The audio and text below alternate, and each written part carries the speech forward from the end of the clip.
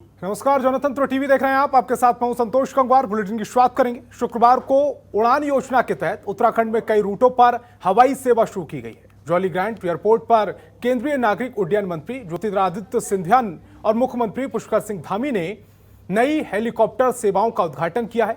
वहीं जॉलीग्रांट एयरपोर्ट के नए टर्मिनल भवन का लोकार्पण भी किया गया है। आपको बता दें कि ज्योतिरादित्य सिंधिया ने 353 करोड़ की लागत से तैयार किए गए टर्मिनल का निरीक्षण किया है। इसके बाद वह लोकार्पण कार्यक्रम स्थल पर पहुंचे और नई हेली सेवाओं का उद्घाटन और टर्मिनल भवन का लोकार्पण किया। इस दौरान केंद्रीय मंत्री जनरल वीके सिंह भी मौजूद रहे हैं। वहीं पूर्व केंद्रीय मंत्री व पूर्व मुख्यमंत्री रमेश पोखरियाल निशंक वीडियो कॉन्फ्रेंसिंग के जरिए कार्यक्रम से जुड़े। दरअसल बढ़ते पर्यटन और यात्रियों की बढ़ती संख्या के चलते एयरपोर्ट की पुरानी टर्मिनल बिल्डिंग छोटी पड़ने लगी थी। एयरपोर्ट पर प्रतिदिन 22 से 25 फ्लाइट के आवागमन से बड़ी बिल्डिंग की जरूरत महसूस होने लगी थी। जॉलीग्रांट एयरपोर्ट के नए टर्मिनल में आधुनिक सुख सुविधाओं के लोगों को राज्य की संस्कृति से रूबरू होने का मौका मिलेगा। टर्मिनल के अंदर आने पर राज्य पुष्प ब्रह्म कमल की झलक दिखाने वाली 3 स्तंभ बनाए गए हैं। इन्हीं स्तंभों के सामने राज्य की कलाकृतियों को दर्शाया गया है।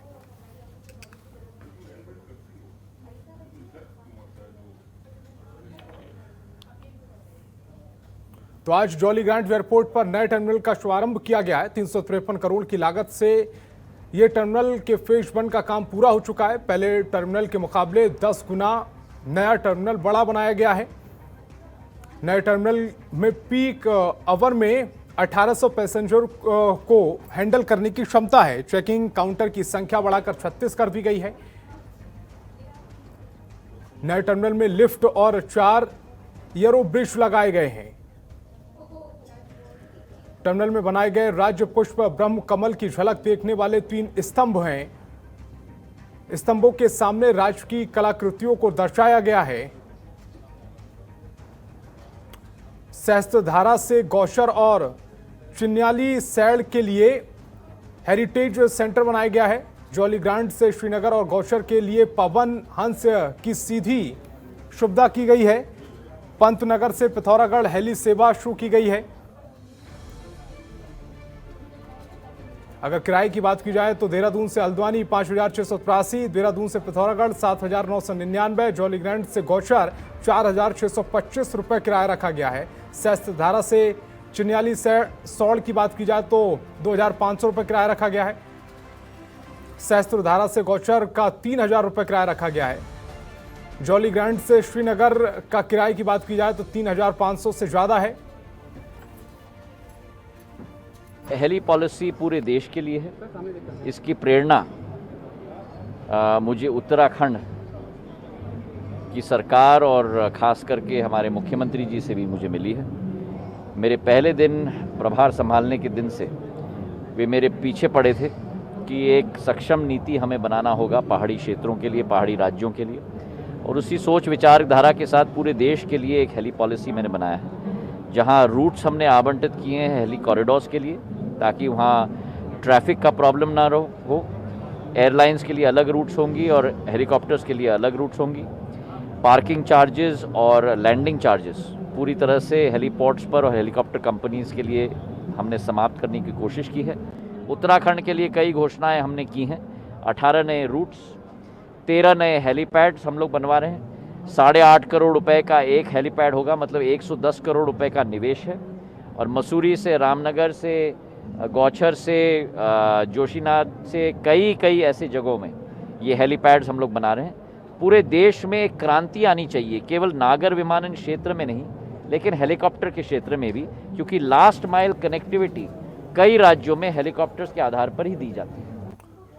और देहरादून के माल देवता से ड्रोन फेस्टिवल ऑफ इंडिया ने ड्रोन इंडस्ट्रीज मीट का आयोजन किया है, जिसमें केंद्रीय नागरिक उड्डयन मंत्री ज्योतिरादित्य सिंधिया और केंद्रीय सड़क परिवहन राज्य मंत्री जनरल वीके सिंह शामिल हुए हैं। कार्यक्रम में अलग अलग तरह से ड्रोन का प्रदर्शन किया गया।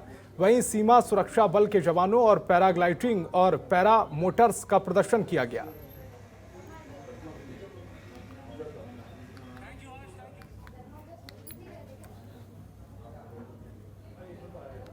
आपने मुझे कुछ कहने की ज़रूरत नहीं है, क्योंकि आप सब लोगों ने वो दृश्य देखे हैं। अभी जहां हर एक तरीके के ड्रोन, छोटा ड्रोन से बड़ा ड्रोन से 3D प्रिंटेड ड्रोन से पेट्रोल ड्रिवन ड्रोन से और हमारे एरोस्पोर्ट्स BSF के द्वारा, ये एक क्षमता है भारत की, और भारत में मैं मानता हूं उत्तराखंड की। और हमारा मंत्रालय, जनरल साहब और हम दोनों पूर्ण रूप से संकल्पित हैं इस क्षेत्र को नई ऊंचाई तक पहुंचाने के लिए। प्रधानमंत्री जी का संकल्प है कि इस ड्रोन टेक्नोलॉजी के आधार पर एक नई क्रांति भारत में पैदा होगी और उसके आधार पर जनसेवा के पथ पे हम लोग चल पाएंगे। और दिल्ली में उत्तराखंड की भीमताल विधानसभा से निर्दलीय विधायक राम सिंह कैड़ा ने पत्नी के साथ बीजेपी की सदस्यता ग्रहण कर ली है। इस दौरान उत्तराखंड के प्रदेश प्रभारी और राज्यसभा सदस्य दुष्यंत गौतम, केंद्रीय मंत्री स्मृति ईरानी, राज्यसभा सांसद अनिल बलूनी और उत्तराखंड भाजपा प्रदेश अध्यक्ष मदन कौशिक भी मौजूद रहे हैं।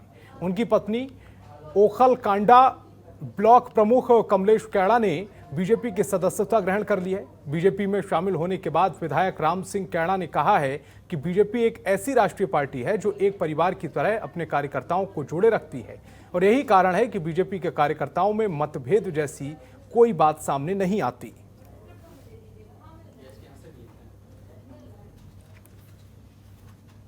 जिनको भारतीय जनता पार्टी में अभी अभी सम्मिलित किया है, ऐसे राम सिंह कैड़ा जी। राम सिंह जी पिछले इसी सत्र में विधायक के रूप में आपने जो विधानसभा में आपकी परफॉर्मेंस थी बहुत ही शानदार रही है। कांग्रेस से आप एक वरिष्ठ नेता के तौर पर अपना जीवन आपने शुरू किया, कांग्रेस से चुनाव लड़े और 2017 में निर्दलीय रूप में चुनाव जीतकर विधानसभा में आए। राम सिंह खेड़ा जी हमारे साथ हैं। भारतीय जनता पार्टी में आप शामिल हुए, वजह क्या है? वजह विकास है, विकास की सोच है। भारतीय जनता पार्टी विकास करती है, मैं विकास पे विश्वास करता हूँ और जो विकास के साथ हूँ। मैं विकास चाहता हूँ। मेरे पहाड़ में जहाँ रोड नहीं थी, जहाँ बिजली नहीं थी और जहाँ रास्ते नहीं थे वहाँ रास्ते बने, तो विकास की सोच मेरी है, इसलिए भारतीय जनता पार्टी विकास करती है, इसलिए विकास के साथ हूँ। आप बीजेपी में शामिल हुई हैं, क्या कोई आश्वासन मिला है आपको? अब मैं पार्टी के परिवार में शामिल हुआ हूँ और परिवार के लोग जो आदेश देंगे उस आदेश का पालन करूँगा। कांग्रेस पार्टी उत्तराखंड में परिवर्तन यात्रा निकाल रही है, क्या आपको लगता है परिवर्तन होगा या बीजेपी वापस आएगी? बीजेपी वापस आएगी, परिवर्तन कुछ नहीं होने वाला है। देने के लिए शुक्रिया। कैमरा पर्सन शेरा सिंह के साथ ममता चतुर्वेदी, जनतंत्र टीवी, दिल्ली।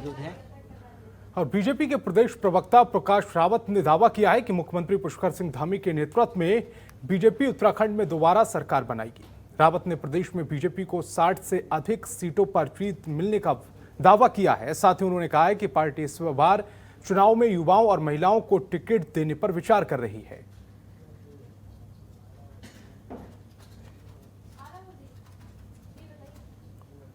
देखिए, सबसे ज़्यादा भारतीय जनता पार्टी टिकट देती है और मैं आपको बता के चलता हूँ कि जितना युवाओं को, अगर अभी आप 57 सीटों में रेशियो देखेंगे, लगभग हमारे 22 विधायक युवा जीत के आए हुए हैं और आने वाले 2022 में भी युवाओं को ही टिकट दिया जाएगा और पार्टी महिलाओं को, जहाँ पर हमारी जो भी सक्षम महिलाएं होंगी वहाँ पर उन पर जरूर विचार किया जाएगा। और आज प्रधानमंत्री नरेंद्र मोदी के उत्तराखंड दौरे के विरोध में कांग्रेस कार्यकर्ताओं ने गांधी पार्क में अफसोस दिवस के रूप में धरना दिया है, जिसके दौरान गांधी की प्रतिमा के सामने पूर्व मुख्यमंत्री हरीश रावत, कांग्रेस प्रदेश अध्यक्ष गणेश गोदियाल और तमाम कांग्रेस पार्टी के वरिष्ठ नेता और कार्यकर्ता धरने पर बैठे और मौन व्रत रखकर विरोध जताया। कांग्रेस के प्रदेश प्रभारी देवेंद्र यादव, पूर्व मुख्यमंत्री हरीश रावत, नेता प्रतिपक्ष प्रीतम सिंह और पूर्व प्रदेश अध्यक्ष किशोर उपाध्याय ने प्रधानमंत्री नरेंद्र मोदी के उत्तराखंड दौरे पर सवाल उठाए हैं। उन्होंने संयुक्त बयान में कहा है कि प्रधानमंत्री का दौरा निराशाजनक रहा है।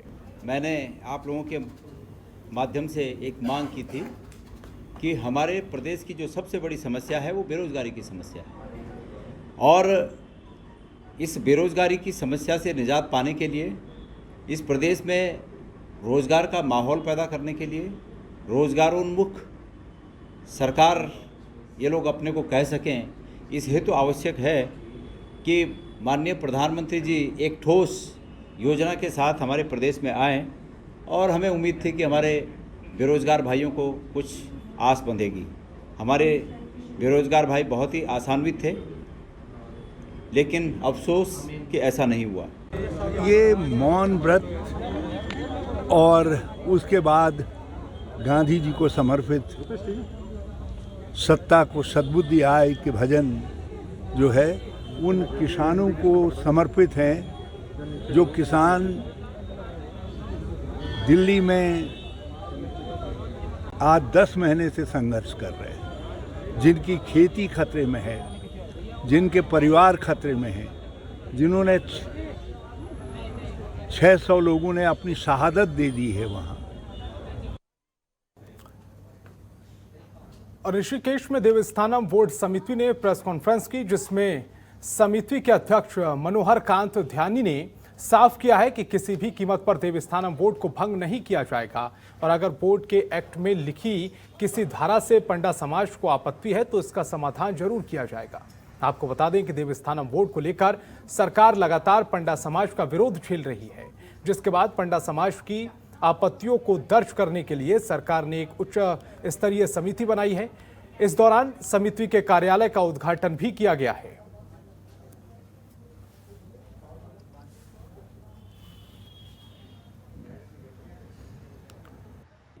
3 महीने में से 1 महीने कट गया है व्यवस्था में, 2 महीने बचे हैं। हमको 2 महीने के अंदर इसमें निर्णयात्मक भूमिका बना करके समाधान के रास्ते खोज करके समाधान का सुझाव सरकार सामने रिपोर्ट के रूप में प्रस्तुत करना है। और उत्तराखंड सरकार लगातार प्रदेश के ग्रामीण इलाकों के विकास के लिए नई नई योजनाएं ला रही है। इसी कड़ी में ग्रामीण इलाकों की जो भूमि कृषि योग्य नहीं है वह सरकार मुख्यमंत्री सौर स्वरोजगार योजना चला रही है। इस योजना में जो भूमि बंजर हो चुकी है वहां लघु और सीमांत किसान और बेरोजगार निवासियों को स्वरोजगार के अवसर प्रदान किए जा रहे हैं और सोलर पावर प्लांट स्थापित किया जा रहा है। उत्तरकाशी में भी मुख्य विकास अधिकारी ने इस योजना के अंतर्गत 21 आवेदकों को आवंटन पत्र जारी किए हैं। इस योजना के अंतर्गत 20 केवी और 25 केवी क्षमता के सोलर पावर प्लांट की स्थापना की जा रही है और इसके लिए जिला सहकारी बैंक से कर्ज मिलेगा। सोलर प्लांट लगवाने वालों की स्थापना के बाद 6 रुपये 49 पैसे प्रति यूनिट की दर से बिजली वितरित की जाएगी।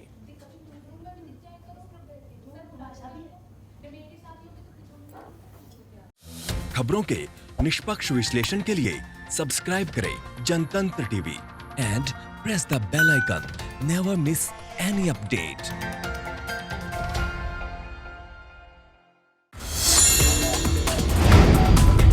Download the Janatantra TV app, available on Google Play and App Store. Download it now.